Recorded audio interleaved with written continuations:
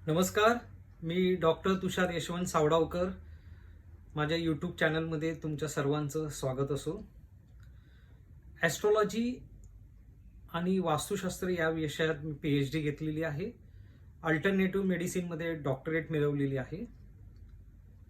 गेली अनेक वर्ष मी ऊर्जा, ऑरा, त्याचबरोबर ज्योतिषशास्त्र, वास्तुशास्त्र, फ्रिक्वेन्सी या विविध विषयांवर संशोधन करीत आहे. आणि आजचा जो आपला हा व्हिडिओ आहे तो फ्रिक्वेन्सी सायमॅटिक्स ह्या विषयावर आधारित आहे. आज तुम्ही बघत असाल की आजची जी परिस्थिती आहे ही थोडीशी तणावपूर्ण आहे, कारण करोनाचं सावट आहे आपल्या सर्वांवर. तर प्रत्येकजण आपापल्या शरीरातील रोगप्रतिकार शक्ती वाढवण्यासाठी प्रयत्न करत आहे. आणि हा व्हिडिओ जो आहे हा फ्रिक्वेन्सीवरच आधारित आहे. आणि ही फ्रिक्वेन्सी आपल्या शरीरामध्ये कशा प्रकारे, कोणती फ्रिक्वेन्सी शरीरामध्ये आपल्या रोगप्रतिकार शक्ती वाढवेल याची माहिती ह्या व्हिडिओमधून मी देणार आहे. ध्वनीच्या मंत्रांचा आणि जनुक शास्त्राचा फार जवळचा असा संबंध आहे. आपल्या शरीराभोवती एक इलेक्ट्रोस्टॅटिक फील्ड आहे. It's called aura. त्याला आपण ऑरा असे म्हणतो. यामध्ये आनंदमय कोश, मनोमय कोश, विज्ञानमय कोश, अन्नमय कोश, असे प्राणमय कोश, असे वेगवेगळ्या प्रकारचे हे कोश आहेत. तर बायोफिल्ड रीडर या ऑरा कॅमेराच्या सॉफ्टवेअरद्वारे आपण आता हे कोश बघू शकतो किंवा आपला ऑरा आपण बघू शकतो. आणि नेमकं तेच आहे की स्तोत्र मंत्राचा प्रभाव आपल्या शरीरावर कसा होतो. तर पहिला आपल्या शरीरावर होण्या अगोदर तो आपल्या ऑरावर होतो, आपल्या तेजोवलयावर होतो. तर आता ह्या सॉफ्टवेअरद्वारे आपण आपल्या ऑरामध्ये झालेले बदल बघू शकतो. तर मंत्र म्हणजे काय आहे की मंत्र म्हणजे एक शब्दसमूह आहे. हा शब्दसमूह म्हणजे शब्दसमूहाच्या उच्चाराने विशिष्ट कंपनी निर्माण होऊन प्रत्येक जीवाभोवती एक प्रकारचे वलय निर्माण होते, एक वलय तयार होते. म्हणजे काय की ते इलेक्ट्रोस्टॅटिक फील्ड आहे ते चार्ज होते. म्हणजे एखादा मंत्र म्हणा, ओम म्हणा, गायत्री मंत्र म्हणा किंवा कोणतेही. आता हा फार गहन विषय. मध्ये मी एक टीव्हीवर एक बातम्यांमध्ये एक व्हिडिओ बघितलेला की एका फार मोठ्या महिला नेत्याने गायत्री मंत्र म्हणा किंवा तुम्ही मृत्युंजय मंत्र म्हणा तर तुम्हाला बरं वाटेल असं त्यांनी त्याच्यामध्ये कोट केलेलं, नमूद केलेलं. काही लोकांनी त्याची फार खिल्ली उडवली. खिल्ली उडवणे अतिशय सोपं आहे, पण माझं असं म्हणणं आहे आपल्यासारख्या तरुण पिढीला, विद्वान पिढीला, सुशिक्षित पिढीला असं माझं आवाहन आहे की तुम्ही ह्या शास्त्राचा अभ्यास करा. कारण आपल्या ऋषीमुनींनी प्रचंड संशोधन करून आपल्यासाठी हा ठेवा आपल्यासाठी समृद्ध केलेला आहे, ठेवा दिलेला आहे. आज काय होते, हे सगळे मंत्र आपले आहेत, सगळं जे काही संशोधन केलेलं आहे ते आपलं आहे, पण ह्याच्यावर सॉफ्टवेअर हे परदेशी तयार होऊन आपलं शास्त्र आज आपल्याला भारी किमतीमध्ये विकलं जाते. उदाहरणतः योग. तर योगाचं काय झालं, तर योगचं योगा झालं आणि आज आपण ते योगाचे धडे बाहेरच्या लोकांकडून आपण आज घेतोय. आता ओम हा शब्द आपण बघूया की ओमकारचं काय महत्व आहे. तर ओमकार म्हणजे काय, तो ओमकार हा सर्वात पहिला मंत्र आहे जो अवकाशाशी ऊर्जेच्या ध्वनिरूप आहे. आकाशगंगा जेव्हा फिरते, ओके, आणि त्याच्यातनं जो ध्वनी बाहेर येतो किंवा बाहेर पडतो तोच ध्वनी म्हणजे ओम आहे असं म्हटलं जातं. तर या मंत्राची फ्रिक्वेन्सी काय आहे, तर या मंत्रांची फ्रिक्वेन्सी आहे 7.86 हर्ट्झ इतकी ही फ्रिक्वेन्सी आहे. तर हा आपल्याला ऐकायला येत नाही. का ऐकायला येत नाही, तर आपल्याला 20 हर्ट्झच्या खाली जेवढे ध्वनी आहेत ते आपल्याला ऐकायला येत नाही, पण तो ध्वनी हृदयाला जाणवतो, बरोबर, प्लस आपल्या मेंदूला पण ती फ्रिक्वेन्सी जाणवते. तर प्रत्येक फ्रिक्वेन्सी तुमच्या शरीरातील ऊर्जा व शरीर यांचं संतुलन राखते व त्यामुळे तुमचे शरीर, मन व आत्मा संतुलित राहतात. उदाहरणतः 396 हर्ट्झ ही जी फ्रिक्वेन्सी आहे ती गिल्ट पासून मुक्तता देते, बरोबर. 417 हर्ट्स एवढी फ्रिक्वेन्सी आहे ती शरीरामध्ये किंवा मनामध्ये बदल घडवून आणतात आणि 528 म्हणजे 528 हर्ट्स ही जी फ्रिक्वेन्सी आहे ती आपल्या डीएनएची दुरुस्ती करते. आता बऱ्याच प्रमाणात वेगवेगळ्या फ्रिक्वेन्सीज आहेत ज्याचा शोध हा जर्मनीमध्ये लागलेला आहे. आपण त्या फ्रिक्वेन्सीवरच येऊ, पण या फ्रिक्वेन्सीचा आपल्या शरीरावर काय परिणाम होतो ते आपण बघूया. महामृत्युंजय मंत्राची जी फ्रिक्वेन्सी आहे ती 528 हर्ट्स अशी फ्रिक्वेन्सी आहे जी आपल्या डीएनएच्या दुरुस्तीसाठी वापरली जाते. आजच्या शास्त्रज्ञांचे असे म्हणणं आहे की प्रकाश किरण व ध्वनिलहर डीएनएवर परिणाम घडवून आणतात व त्यामुळे सजीवावर थेट परिणाम होऊ शकतात. तर मला असं म्हणायचं आहे की तुम्ही ह्या ज्या काही गोष्टी आहेत, उदाहरणार्थ आता हा जो फोक आहे, ओके, ह्याला ट्युनिंग फोक म्हणतात. तर हा जर आपण व्हायब्रेट केला तर 7.86 हर्ट्ज इतकी त्याची फ्रिक्वेन्सी आहे आणि वेगवेगळ्या फ्रिक्वेन्सीचे हे असे फोक्स आहेत. आणि या फोकने तुम्ही तुमच्या शरीरावर जे काही परिणाम घडवून आणायचे आहेत तर त्याला आपण हे असं या फोकने ट्रीटमेंट देऊ शकतो.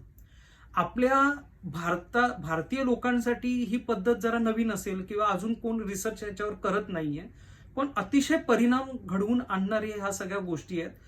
तरुण पिढीने फक्त ह्याच्याकडे थोडं सायंटिफिक दृष्टिकोनातून बघितलं तर निश्चित आपल्या मंत्रांची त्यांना महती कळेल किंवा सायमॅटिक साऊंडची महती कळेल. आता हे कसं परिणाम करतात तर आपण बघूया. ते प्रथम पेशींची उत्पत्ती जी झाली ती पाण्यातून झाली असं म्हणतात, असे शास्त्रज्ञ म्हणतात. पेशींची उत्पत्ती झाल्यावर त्यांना अन्न पुरवठा पाण्यातूनच होतो व पाण्यामुळे सूत्रपट्टिका जिवंत राहतात ज्या पेशीमध्ये असतात. हे पाणी षटकोनी स्फटिक ज्याप्रमाणे असते त्या स्वरूपात हे पाणी असते आणि ते चंचल असते. त्यातूनच ध्वनिलहरी निर्माण होतात. यामुळे सूत्रपट्टिका जो असतो ते उभे स्तंभ असतात, ते जिवंत राहतात व कार्यरत असतात. या लहरींची फ्रिक्वेन्सी आहे 528 हर्ट्स. हे मी म्हणत नाहीये, तर हे जर्मनीचे सायंटिस्ट म्हणतात आणि त्यांनी तशी आपल्याकडे सगळं आहे पण आपल्याकडे सिद्ध करण्यासाठी काही उपकरणं नाहीये जी परदेशात आहेत. आता ही फ्रिक्वेन्सी कशी मोजायची किंवा त्याच्यावर कसे परिणाम चेक करायचे हे सगळं तुम्हाला जर्मनी किंवा फ्रान्स किंवा युएसला तुम्हाला ही सगळे इन्स्ट्रुमेंट मिळणार. तर हे 528 हर्ट्स पेक्षा जर कमी असतील, समजा हे पेशीतले आतले षटकोनी क्रिस्टल, तर काय होतं की ते स्तंभ मोडकळीस येतात आणि पेशी मृत होतात. मग 528 हर्ट्स फ्रिक्वेन्सी सतत ऐकल्याने किंवा आता 528 हर्ट्स फ्रिक्वेन्सी तुम्हाला इंटरनेटवर जरी गेलात तरी तुम्हाला ती इंटरनेटवर ती फ्रिक्वेन्सी मिळू शकते आणि तुम्ही डाउनलोड करून ती रोज ऐकू शकता. आणि ती जर तुम्ही ऐकली किंवा तुम्ही महामृत्युंजय जप म्हणाला तर सतत हा जप म्हटल्याने ती फ्रिक्वेन्सी उत्पन्न होऊन पेशीच्या सूत्रपट्टिकेतील स्तंभ जिवंत होतात आणि त्यामुळे पुन्हा त्या पेशी कार्यरत होऊ शकतात. हा त्यातला सायंटिफिक भाग आहे, हा तुम्ही तो समजून घ्या. मात्र या मंत्राचा, समजा महामृत्युंजय जप आपण म्हटलं तर महामृत्युंजय जपाचा शास्त्रोक्त पद्धतीने तो जप म्हणणे आवश्यक आहे, एवढंच एक त्यातलं महत्वाचं सूत्र आहे. ध्वनीमध्ये ट्युनिंग फोक, जे आपण ह्याला ट्युनिंग फोक म्हणतो, यामध्ये व्हायब्रेशन निर्माण करणाऱ्या तत्वाचा समावेश आहे आणि दोन धातूच्या पट्टी आहेत आणि हे प्रॉन्स आहेत. एका प्रॉन्सला जरी आपण स्पर्श केला तरी त्यातून व्हायब्रेशन्स बाहेर पडतात आणि ते व्हायब्रेशन्स तुम्हाला तुमच्या रोगावर उपचार करण्यासाठी पुरेसे आहेत. आता हे जे व्हायब्रेशन आहेत ते 7.86 हर्ट्जचे व्हायब्रेशन्स आहेत. आता डॉक्टर लेनॉर्ड होरोविट्स या शास्त्रज्ञाच्या मतानुसार 528 हर्ट्ज ही जी फ्रिक्वेन्सी आहे ती मोडलेला डीएनए आपला दुरुस्त करू शकतो. डॉक्टर हॅन्स जेनी यांनी 20व्या शतकात सायमॅटिक ध्वनींचा शोध लावला. सायमॅटिक्स या एक प्रकारच्या ध्वनिलहरी आहेत, प्रति सेकंद या पातळीवर मोजल्या जातात. ओके, आणि डॉक्टर जेनी यांनी सायमॅटिक्स वैद्यकशास्त्रात जरी वापरले नाही तरी आज इंग्लंड, फ्रान्स, जर्मनीच्या वैज्ञानिकांनी आपल्या संशोधनात 650 सायमॅटिक ध्वनींचा शोध लावला आणि तो शोध लावून त्यांनी मधुमेह, ब्लड प्रेशर, डिप्रेशन, वेगवेगळ्या आजारांवर ते उपचार करू शकतात आणि ते उपचार पद्धतीमध्ये आणलं, जसं अल्टरनेटिव्ह मेडिसिन, म्हणजे without medicine how you can cure. तर हे जर सायमॅटिक ध्वनी ऐकले तर आपला रोग बरा होण्यास मदत होते. तर या ध्वनींचा वापर जेव्हा शरीरावर केला जातो तेव्हा शरीरामध्ये अनुनाद निर्माण होतो आणि पेशींच्या स्मृतींना यातून चालना मिळते आणि लहरींच्या नैसर्गिक आकृतीबंधांची पुनर्स्थापना होते. डॉक्टर पीटर यांनी सायमॅटिक्स ही कल्पना औषधोपचारात आणली. ध्वनी विधायक व विनाशकारक शक्ती ठरण्याची क्षमता असते. आपल्याला सगळ्यांना माहिती आहे, एखादा गायक किंवा एखादी विशिष्ट नोटवर तो समजा तो गायला लागला किंवा एखादं इन्स्ट्रुमेंट वाजवायला लागला तर त्यावेळेला एखादा वाईनचा भरलेला ग्लास जर आपण ठेवला तर तो फुटू शकतो. आणि हे प्रयोग परदेशात झालेले आहेत आणि आपण नेटवर जाऊन पण हे प्रयोग बघू शकता. उदाहरणार्थ सैनिक जे मार्च करतात, सैनिक पुलावरून जे मार्च करतात तर तुम्ही बघितलं सैनिक कसे जातात, ते लयबद्ध जातात. तर तो पूल कोसळण्याची पण त्यावेळेला शक्यता असते आणि हे सत्य आहे. अशा घटना झालेल्या आहेत ज्यावेळेला सैनिक मार्च करत जातात ते पूल कोसळलेले आहेत असे. म्हणजे काय की तो एक लयबद्ध तरंग निर्माण होतात. आता अजून एक संशोधन असं आहे की 37 हर्ट्झ एवढ्या स्पंदनाच्या ध्वनिलहरी जर कॉन्क्रीटच्या इमारतीवर सोडल्यास तडे जातात असे फ्रेंच शास्त्रज्ञांचे म्हणणे आणि त्यांनी हे प्रयोग केलेले आहेत आणि त्यांचे प्रयोग सिद्ध झालेले. सध्याच्या आता जवळचं उदाहरण जर आपलं घ्यायचं झालं तर सध्याच्या डॉब्ली सिस्टीमच्या आवाजाने हृदयावर विपरीत परिणाम होतात हे आता सिद्ध झालेलं आहे. हे ध्वनी शास्त्राच्या अभ्यासासाठी एक उत्तम उदाहरण आहे. माझ्याकडे एक वेव्ह फ्रिक्वेन्सी मीटर हे परदेशी उपकरण आहे.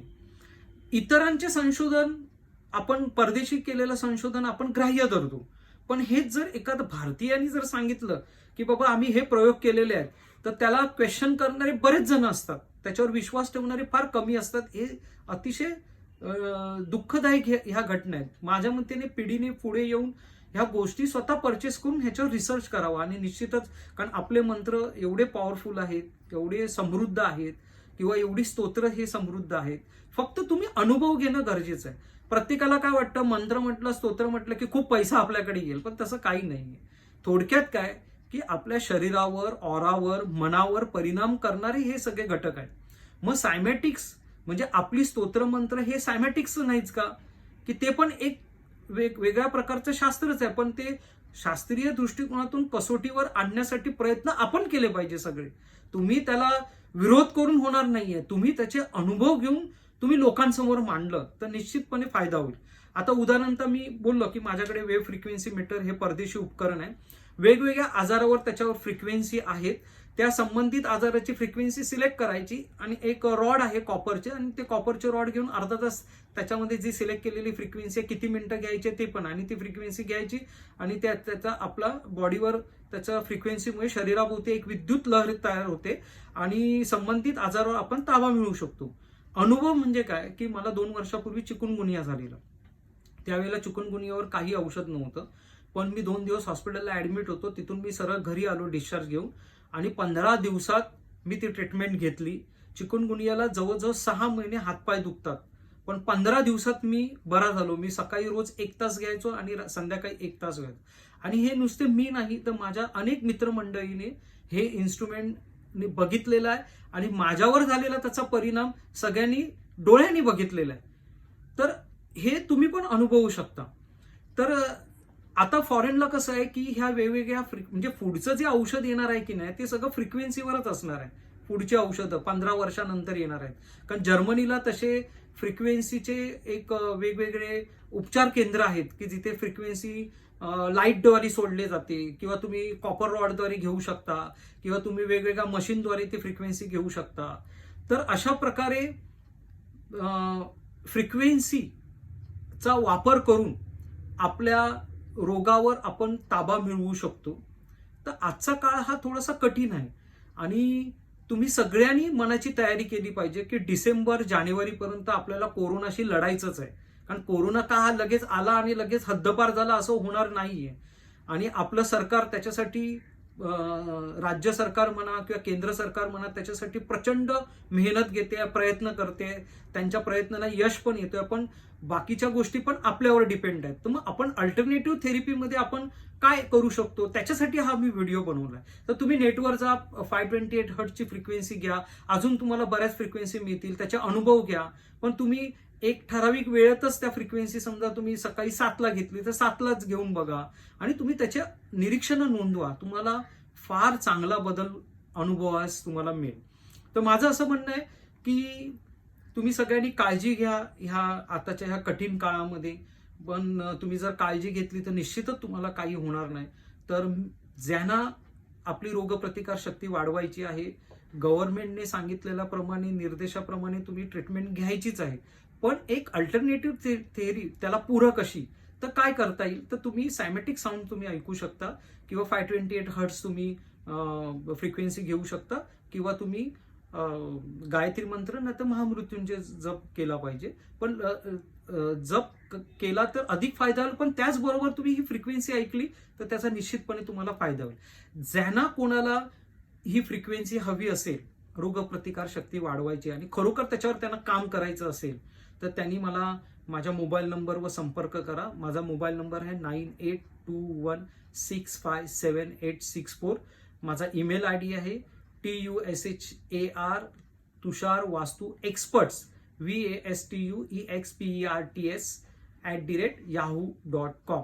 यावर मला मेल करा. कारण ती फाईल मोठी आहे त्या फ्रिक्वेन्सीची. मी आतापर्यंत माझ्या मित्रमंडळी जे आहेत त्यांना मी ही फाईल पाठवलेली आहे. त्यांना पण चांगले अनुभव आलेले आहेत. एक पूरक उपचार पद्धती म्हणूनच याचा तुम्ही वापर करा आणि त्याचा अनुभव घ्या. आणि निश्चितपणे मला तुम्ही माझ्या ईमेल ID वर मला संपर्क करा, मोबाईलवर संपर्क करा.